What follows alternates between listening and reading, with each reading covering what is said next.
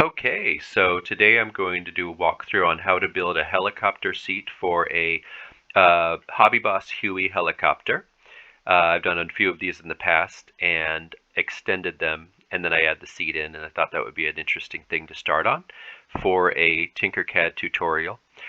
So essentially I've done a whole bunch of different models in Tinkercad for 3D printing for my models. I've done almost 1,000.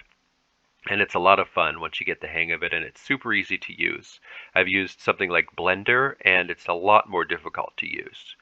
So basically what I'm going to be doing is creating a little seat that's going to go across this area in the back of the helicopter. So basically what we do is we click on New first of all, and then 3D Design. And it goes ahead and loads it up. And the seat that I'm going to make, I have a model for on the outside of the screen. So I'm going to use that as my model. So the item that I'm going to be printing is going to be 80 centimeters wide and 75 centimeters high. So we're going to go ahead and just start with a flat back area. Then we're going to go here and expand it to 80, and then go here and expand this to 75. That's going to be the back of our seat. One important thing I wanted to mention is that you can't, for a 3D printer to work, you can't hang anything more than 5 millimeters at a 90-degree angle.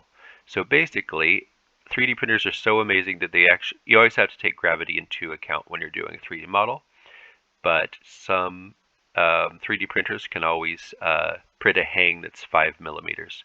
So basically, if I was to select this using the right mouse button, left mouse button, excuse me, and then cut it using this command right here, the printer could actually print that because it's only 5 millimeters of a hang at a 90-degree angle, which is pretty amazing, I think.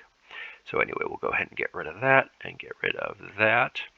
And now what we're going to do is we're going to go ahead and shrink this down to about 4 millimeters. There we go.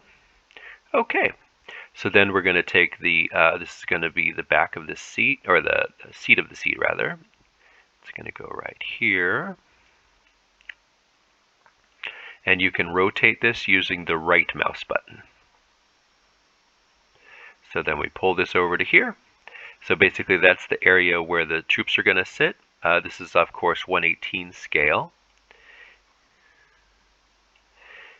So we're going to stick it out about 20 mils, which is enough for a G.I. Joe sized figure to sit on. And then we're going to go ahead and do Huey 1/18 seat as the title. Okay, then we're going to go ahead and use one of these diagonal or triangular pieces, and we're going to go ahead and rotate it so that it's 90 degrees. And then we're going to go ahead and turn it here. Oops, don't want to grab that. Perfect. Okay, so it auto snaps how far we want it to go. Let me just move that here. Okay. Got to make sure that everything matches up. And this is the angle of the seat below the actual seat. Okay. Alright, let's see here. Oh, it looks like I extended this a little too long. There we go. Okay, then what you do is you select all, and you click this, and that fuses everything together. Alright, so I want some more detail to the back of this seat. So what I'm going to do is, I'm going to, with Tinkercad, everything is cut. So basically you're cutting everything. You take a whole object and then cut it down based on size. And so basically, so with this one, I want to put a little angle to the end of the seat. We'll put it right there. And then a really helpful key command is Control D, which duplicates, and then M, which is mirror. So we're going to change it the opposite direction for the other side of the seat.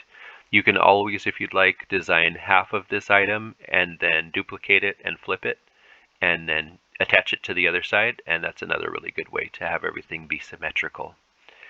Okay, good. So that's kind of getting the form that I want it to have. Now I also want to put kind of a bar thing behind the seat. Right here. Yeah, and that looks good. Now if you wanted to measure to make sure that this was the right length from the side, you would put this here, and then you would bring this down to here. So right where it meets the seat, it's 4 millimeters. And then you go to this side, and you say right where it meets the seat, is it 4 millimeters? And yes, it is. So that is the right size. So we can go ahead and chop this down. That gives it some nice detail.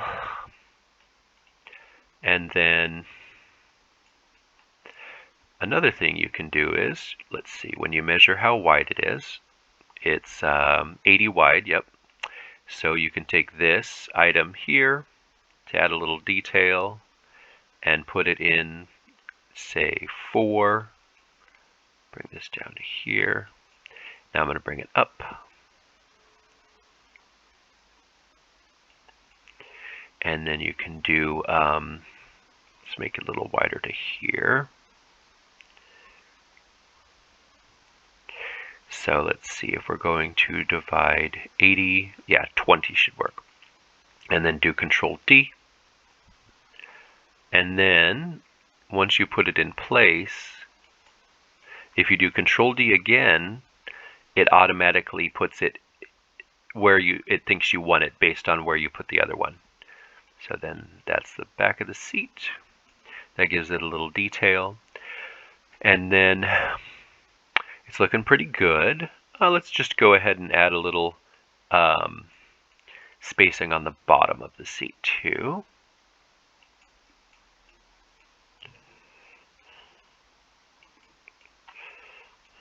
Put it basically parallel with that, which it looks like it is. Control D.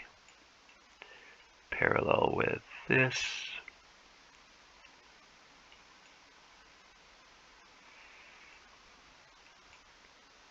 And that seems to be parallel with that.